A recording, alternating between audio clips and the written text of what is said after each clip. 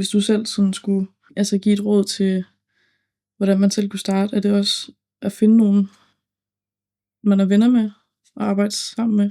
Ja, hvis det er den leg, man har med sine venner. Ens venner skal jo være interesseret i det, og vil bruge tid på det, og det skal jo være, det skal jo være ens drøm.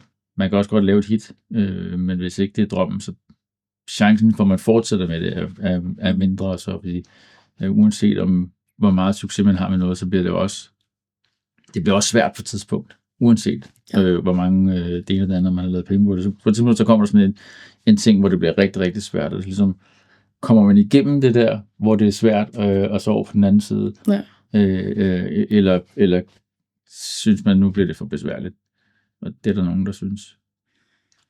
Så ligesom, jeg synes, det er lidt der, det afgør det.